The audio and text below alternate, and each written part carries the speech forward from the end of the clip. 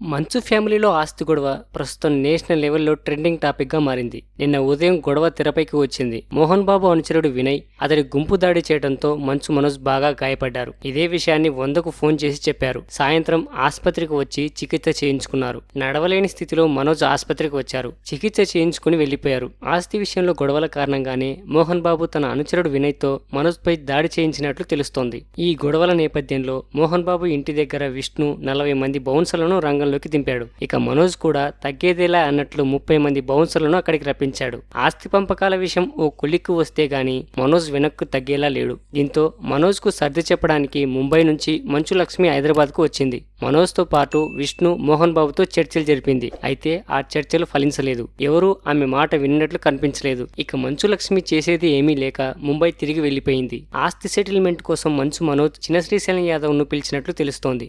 ఇంతకీ మోహన్ బాబుకు ఎన్ని కోట్ల ఆస్తులు ఉన్నాయి? ఆ ఆస్తులు ఎవరికి చెందుతాయి? అందులో ఎవరి వాటా ఎంత?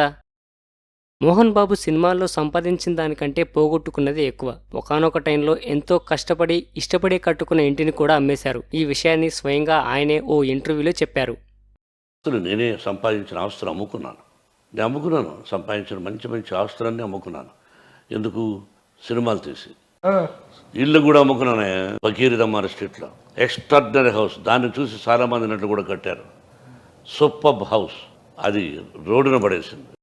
అయితే 1992లో విద్యానికేతన్ స్కూల్ స్టార్ట్ చేసిన తర్వాత ఆయన దశ తిరిగింది. సినిమాల్లో కూడా సక్సెస్ మొదలైంది. 1993లో కాలేజీతో పాటు విద్యానికేతన్ ట్రస్ట్ ను కూడా ఆయన ఏర్పాటు చేశారు. స్కూళ్లు, కాలేజీలు, యూనివర్సిటీలు, ఇల్లు, స్థలాలు కలుపుకొని మోహన్ బాబుకు దాదాపు 1000 కోట్ల ఆస్తి ఉన్నట్లు తెలుస్తోంది. ఈ ఆస్తి పంపకాల విషయంలో మోహన్ బాబు క్లారిటీతోనే ఉన్నారు. ఆస్తిని తన ముగ్గురు సంతానమైన లక్ష్మి, విష్ణు, మనోజ్లకు సమానంగా పంచుతానని అన్నారు. అయితే తనకు ఆడపిల్లలంటే ఇష్టమని లక్ష్మికి కొంచెం ఎక్కువ ఆస్తి ఇస్తానని కూడా అన్నారు. లక్ష్మీ ప్రసన్న, విష్ణువర్ధన్ బాబు, మనోజ్ కుమార్ ఆస్తులు ముగ్గురికి సమానంగా పంచుతాను. But I give preference for my daughter.